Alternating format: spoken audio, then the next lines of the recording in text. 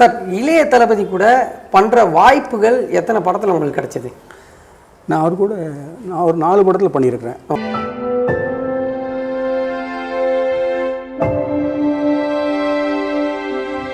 முத நீங்கள் வந்து பேசுனதுக்கு பின்னாடி தான் எங்கப்பா பாத்தியாரை காணா, அதுக்குன்னு ஒரு மாஸ்டர் இருப்பான், கூப்பிடுங்கப்பான்னு நீங்கள் சொல்லுவீங்க. நீங்கள் சொன்னதுக்கு பின்னாடி தான் இளைய தளபதியே காமிப்பாங்க.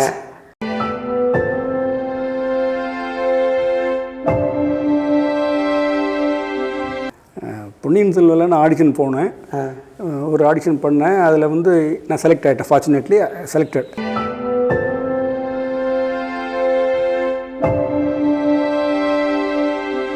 எங்களுக்கெல்லாம் 30 நாள் ஒர்க் பண்ண முடியாது, சான்ஸ் வராது. இருக்கிற நாள் வேலை பார்ப்போம், இல்லாத நாள் சும்மா இருப்பாங்க.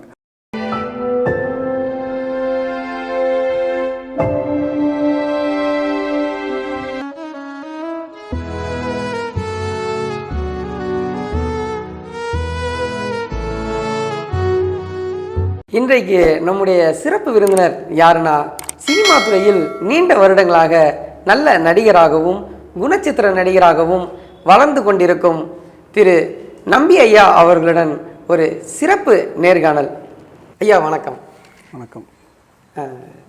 சினிமா இண்டஸ்ட்ரிக்கு நீங்கள் வந்து எத்தனை வருஷம் சார் ஆகுது? நான் சினிமா இண்டஸ்ட்ரி வந்து 8 வருஷம் ஆச்சுங்க. அப்போ சினிமா இண்டஸ்ட்ரிக்கு வர்றதுக்கு முன்னாடி என்ன வேலை பார்த்துட்டு இருந்தீங்க, அதை பற்றி கொஞ்சம் சொல்லுங்கள் சார். நான் டிகிரி முடித்த உடனே பேங்க்கில் வேலைக்கு சேர்ந்தேன். பேங்க்கில் வேலை ஃபுல்லாக என்னோடய 36 வருஷம் பேங்க்கில் சர்வீஸ் முடிச்சுட்டு தான் நான் சினிமாவுக்கு வந்தேன். அதுக்கப்புறம் பயணங்கள் தொடர்ந்துகிட்டே இருக்கு எனக்கு. சரி சார், நீங்கள் சினிமா இண்டஸ்ட்ரிக்கு ரொம்ப லேட்டாக வந்திருக்கீங்க நீங்கள் நினச்சதுண்டா? கண்டிப்பாக. ஏன்னா எனக்கு சினிமா வர்ற வயசுலாம் தாண்டிடுச்சு. ஆனால் அந்த ஆர்வம் உள்ளே கொழுந்துவிட்டு எரிஞ்சிக்கிட்டு இருந்தது. அதனால் எனக்கு வந்து வாய்ப்பு எதிர்பார்த்து இருந்தேன். வேலை முடித்த உடனே ரிட்டையர் ஆன பிறகு சினிமாவுக்கு வந்துட்டேன். சார், நீங்கள் இந்த சினிமா துறையை சார்ந்து இன்னும் வேறு என்னென்ன வேலைலாம் பார்த்துருக்கீங்க சார்? இந்த சினிமா துறையை சார்ந்து உள்ளேயே நான் சினிமாவுக்கு நடிக்கிறத மீறி short film, web film, add films, albums, documentary இதெல்லாம் பண்ணியிருக்கிறேன். ஏகப்பட்ட டாக்குமெண்ட்ரி அதெல்லாம் பண்ணியிருக்கீங்க. நீங்கள் சார் இளைய தளபதி விஜய் நடிப்பில் வெளிவந்து வெற்றி நடை கண்ட மாஸ்டர் படத்தில் நீங்கள் நடிச்சிருக்கீங்க. அந்த அனுபவம் எப்படி இருந்துச்சு? அங்கே நடந்த ஸ்பாட்டில் நடந்த ஏதாவது ஒரு சம்பவம் இருந்தால் சொல்லுங்கள் சார். அது வந்து எனக்கு ஒரு பெரிய வரப்பிரசாதம். அது ஆக்சுவலாக நான் வந்து வாய்ப்பு கேட்டு போகும்போது எனக்கு வாய்ப்பு இல்லை. அதில் இல்லை சார், உங்களுக்கு ஏற்ற கேரக்டர் இல்லைன்னு சொன்னாங்க. சடனாக ஒரு நாள் எனக்கு, சார் நாளைக்கு ஃப்ரீயாக இருக்கீங்களா வாங்க, நாங்கள் போனேன். அந்த கேரக்டர் சொன்னாங்க, பண்ணினேன். அது எனக்கு என்னென்னா எதிர்பார்க்காம வந்த ஒரு பரிசு. அது நல்ல விதமாக வந்துருச்சு. டைரக்டர் அண்ட் எல்லாருமே டீமுக்கு எல்லாருக்குமே அது ஹாப்பியாக இருந்தாங்க. படத்துலையும் பார்த்த பிறகு தான் தெரிஞ்சுது அது எவ்வளோ பெரிய முக்கியமான சீனு. என்னோட சினிமா சின்னோட பயணத்தில் எனக்கு ஒரு திருப்பு முனை. அது என்ன கேரக்டர் சார் பண்ணீங்க மாஸ்டர்? நான் ஒரு ரிட்டையர்டு ஜட்ஜாக பண்ணுவேன். இந்த சீர்திருத்த பள்ளியில் வாத்தியார் போடாமல் இருக்கிறத பற்றி சொல்கிறதுக்காக ஒரு அது வந்து நார்கோயில் ஸ்லாங்கில் பேசுகிற மாதிரி வரும். அதாவது நாங்கள் பார்த்தோம் அந்த படத்தில் முத நீங்கள் வந்து பேசுனதுக்கு பின்னாடி தான் எங்கப்பா பாத்தியாரை காணா, அதுக்குன்னு ஒரு மாஸ்டர் இருப்பான், கூப்பிடுங்கப்பான்னு நீங்கள் சொல்லுவீங்க. நீங்கள் சொன்னதுக்கு பின்னாடி தான் இளைய தளபதியே காமிப்பாங்க. ஆக்சுவலாக அதனால தான் அந்த சீன் வந்து முக்கியமான சீனாக கருதப்பட்டது. அது அன்றைக்கே சொன்னாங்க, இந்த சீன் வந்து முக்கியமான சீனு சார். அவருக்கு இன்ட்ரொடக்ஷன், அவர் சீன் நுழையிற இடமே நீங்கள் சொல்கிறதுக்கு இம்மீடியட்டாக வர்றதுனால நீங்கள் வந்து ரெகனைஸ் ஆகிடுவீங்கன்னு சொன்னாங்க. அது எனக்கு ஒரு உண்மையிலே அது வலிச்சிருது எனக்கு. அந்த படத்துக்கு அப்புறம் நான் அதுக்கு முன்னாடி படங்கள் பண்ணியிருக்கிறேன். நல்ல படங்கள் எனக்கு பேர் சொல்கிற மாதிரி படங்கள்லாம் இருக்குது. ஆனால் மாஸ்டருக்கு அப்புறம் இது ஒரு மாஸ்டர் பீஸ் எனக்கு. அது அப்படி தொடர்ந்து எனக்கு அப்படி வந்துகிட்டே இருக்குது. டைரக்டர் லோகேஷ் கனகராஜ் சார் வந்து எனக்கு என்ன அறிமுகப்படுத்தினார். அதில் வந்து அவர் என்னை ரெகனைஸ் பண்ணிட்டார். அதன் மூலமாக எனக்கு விக்ரம் படத்துலையும் எனக்கு வாய்ப்பு கிடைச்சிது எனக்கு. சார், இளைய தளபதி கூட பண்ணுற வாய்ப்புகள் எத்தனை படத்தில் உங்களுக்கு கிடைச்சிது? நான் ஒரு 4 படத்தில் பண்ணியிருக்கிறேன். சர்க்கார் பண்ணேன், பைரவா, அவர் கூட காம்பினேஷன் கிடையாது, ஆனால் அவர் இருந்த படத்தில் இருந்திருக்கேன். அண்டு மாஸ்டர், இப்போ கடைசியில் வாரிசில் அவர் கூட பண்ணேன். சார், இன்னொரு வாரிசில் வந்து முக்கியமான ஒரு கேள்வி கேட்க வேண்டியது இருக்குது. வாரிசு படத்தில் நீங்கள் பண்ணியிருக்கீங்க, பட் ஆனால் அது அன்சீனாக இருந்திருக்கு. அந்த நடந்தது என்ன, அது எப்படி இருந்தது, அமைந்தது, அதை பற்றி சொல்லுங்கள் கொஞ்சம் சொல்லுங்கள். ஆக்சுவலி இது வந்து சினிமாவில் இயல்பு. லென்த்து கருதி, படத்தோட நீளத்தை கருதி அந்த சீன்ஸ்லாம் கட் ஆயிருச்சு. ஓகே. நான் நடித்த போர்ஷன் அதிலெல்லாம் போயிடுச்சு. பட் இதெல்லாம் சினிமாவில் வந்து இதெல்லாம் you have to accept it. அது வந்து இதெல்லாம் வரக்கூடியது தான். அதனால் எனக்கு ஒன்றும் என்னன்னா அவர் கூட நடித்த போர்ஷன் எனக்கு இல்லாமல் இருக்கிறதுல கொஞ்சம் உள் மனசில் கொஞ்சம் சின்ன இருந்தது. பட் அடுத்த வாய்ப்பு வரும் அப்படின்னு நினச்சிக்கிட்டு இருக்கேன். அந்த கதையை சொல்ல முடியுமா? ஏன்னா வரல, மக்களுக்கு கொஞ்சம் தெரிஞ்சுக்கலாம். இல்லை, அது வந்து தயாரிப்பு நிர்வாகத்தோடது. இது நீளம் தான் மெயினாக, நீளம் தான் படத்தோட நீளம் குறைக்கணும் அப்படிங்கிறதுல அவங்க அதை கட் பண்ணிட்டாங்க. வேறு ஒன்றும் இல்லை அதில். சார், லேட்டஸ்ட்டாக பார்த்தீங்கன்னா லியோ படத்தில் ரொம்ப பிஸியாக இருக்கிற டேரக்டர்னா லோகேஷ் கனகராஜ் சார் தான். அவர் கூட நீங்கள் விக்ரம் படத்தில் ஒரு கதாபாத்திரம் பண்ணியிருக்கீங்க. அதை பற்றி உங்கள் அனுபவம் சொல்லுங்கள் சார். அதே மாஸ்டர் மாதிரி தான் அதுலேயும். விக்ரம்லேயும் எனக்கு 2-3 தரம் வாய்ப்பு வந்து தட்டி போச்சு. அந்த கேரக்டர் பண்ண முடியாமல் போச்சு, டேட்டுக்கு அப்புறம் வந்து சீன்ஸு எடுக்க முடியாது, அந்த மாதிரி தள்ளி போச்சு. ஃபைனலாக இந்த வாய்ப்பு வந்துச்சு ஒரு கெமிஸ்ட்ரா பண்ணுறதுக்கு. ஃபகத் பாசில் கூட நான் சீன் வர்ற மாதிரி ஒரு வாய்ப்பு வந்துச்சு. ஃபார்ச்சுனேட்லி அதுவும் நல்ல சீனாக அமைஞ்சிருச்சு எனக்கு.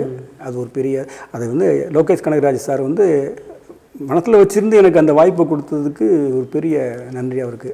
நீங்கள் இப்போ 100 படத்துக்கு மேலே பண்ணியிருக்கீங்க சார். உங்களுக்கு மேக்ஸிமம் உங்களுக்கு மக்கள் தெரிகிற மாதிரி பார்த்தா நீங்கள் வந்து ஒரு டாக்டர் ரோலாகவோ இல்லை கெமிஸ்ட்ரி லேப் ரோலாகவோ தான் பண்ணியிருப்பீங்க.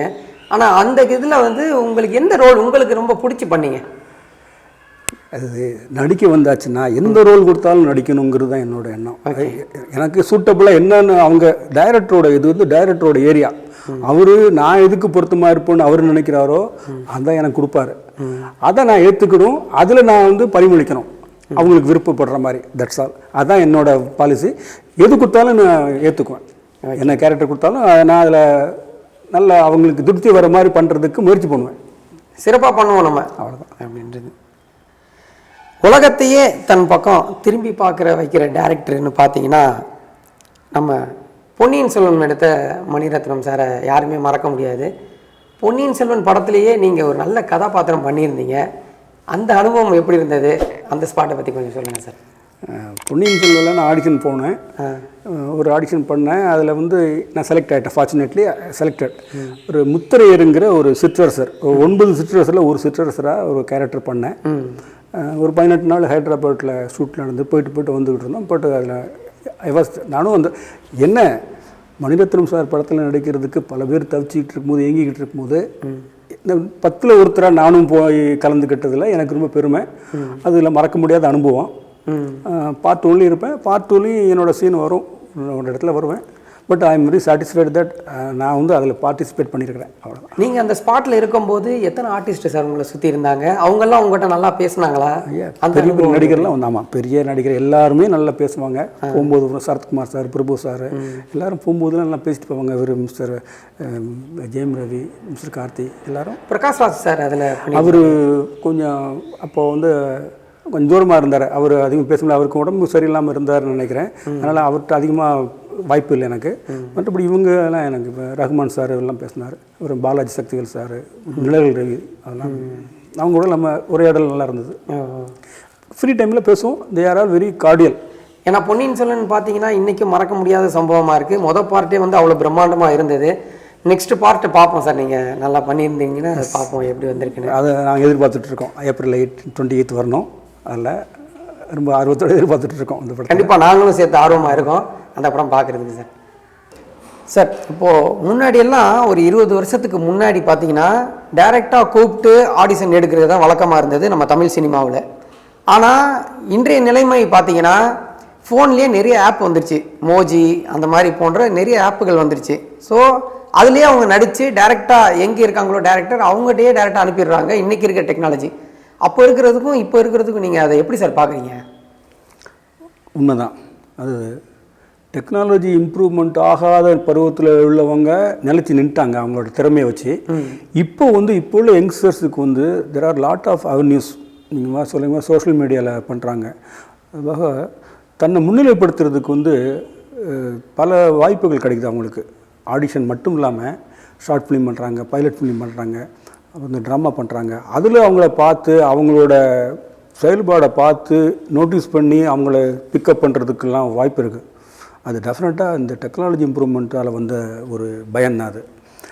அது வந்து நான் கொஞ்சம் old school of thought person. அதனால் எனக்கு இந்த டெக்னாலஜி வந்து அந்த அளவுக்கு எனக்கு தெரியாட்டா கூட நான் வந்து இவங்களோட இந்த காலத்து பிள்ளைகள் கூட நானும் நீந்தி போகிறதுக்கு எனக்கு ஒரு வாய்ப்பு கிடைச்சிது. சந்தோஷமாக அது நான் பண்ணிகிட்ருக்கேன்.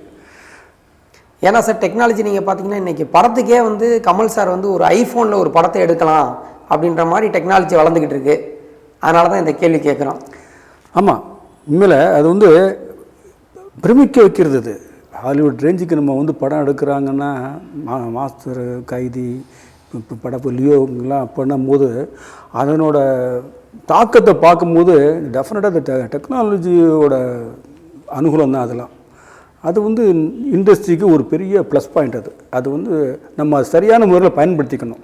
அப்போ தான் இண்டஸ்ட்ரி வந்து செழிப்பாகவும் இருக்கும், ஸ்திரமாகவும் இருக்கும்.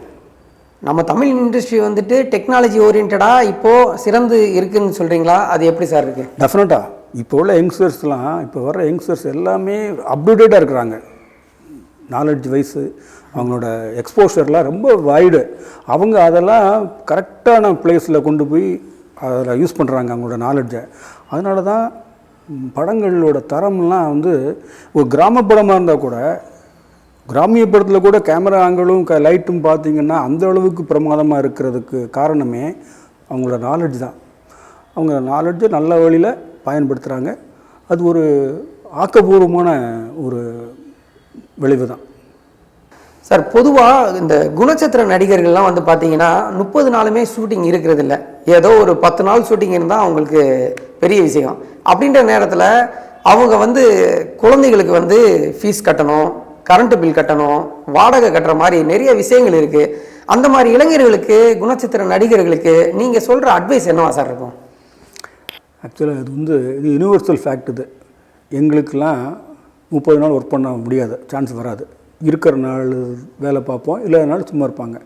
இப்போ என்னை பொறுத்தவரையில் நான் வந்து ஒரு ரிட்டையர்டு பர்சன். அதனால் என்னோடய பொசிஷன் வேறு. நீங்கள் சொல்கிற மாதிரி இந்த வளர்ந்து வர நடிகர்கள், நடிப்பு உலகத்தில் ரொம்ப நாள் இருக்கிறவங்க, வாய்ப்பு கிடைக்காம, திறமை இருந்தும் வாய்ப்பு கிடைக்காம இருக்கிறவங்களாம் இருக்கிறாங்க. அவங்க வந்து எல்லா நாளும் கிடைக்காது தான். இருக்கிறனால நல்ல வழியில் பயன்படுத்திக்கணும். இருக்கும்போது வாங்குகிற சம்பளத்தை அவங்க வந்து வாழ்நாளுக்கு மற்ற நாட்கள்லையும் அதை செலவழிக்கிற மாதிரி ஒரு கட்டுப்பாடோட கட்டுக்கோப்பாக வாழ்ந்தால் தான் அவங்களால காலத்தில் தள்ள முடியும். நீங்கள் வந்து ஆடம்பரமாக இருந்துக்கிட்டு அதுக்கப்புறம் கஷ்டப்படக்கூடாது. இப்போ இன்னொரு விஷயம் என்னென்னா, வாய்ப்பு கிடைக்கலன்னு வருத்தப்படக்கூடாது. நீங்கள் முயற்சி விடக்கூடாது, முயற்சி பண்ணிகிட்டே இருங்க. நீங்கள் முயற்சி பண்ணால் தான் உங்களுக்கு வாய்ப்பு கிடைக்கும். நீங்கள் வீட்டில் உட்காந்து வாய்ப்பு கிடைக்காது. மனம் தளரக்கூடாது. மெயின் காரணம் என்னென்னா, மெயினாக நம்ம சினிமாவில் என்னென்னா, மனம் தளரவே கூடாது. நீங்கள் வந்து விடாமுயற்சி தான், திருப்பி போகணும். இப்போ நான் வந்து மை ஏஜ் நான் போகிறேன்ல போனால் தான் உங்களை பார்ப்பாங்க, உங்களுக்கு கொடுப்பாங்க. நீங்கள் வந்து நமக்கு திறமை இருக்குது கொடுத்துருவாங்கன்னு நினைக்கக்கூடாது. ஸோ நீங்கள் வந்து உங்கள் முயற்சி விடாதீங்க. அப்புறம் வந்து மனம் தளராதீங்க. ஆடம்பரமாக இல்லாமல் நீங்கள் வந்து கட்டுக்கோப்பாக இருந்தாலே உங்கள் வாழ்க்கை கஷ்டம் இல்லாமல் போகும். சார், நீங்கள் வந்து சினிமா துறைக்கு வர்றதுக்கு முன்னாடி 36 வருஷமாக நீங்கள் பார்த்தீங்கன்னா பேங்க்கில் தான் ஒர்க் பண்ணியிருக்கீங்க.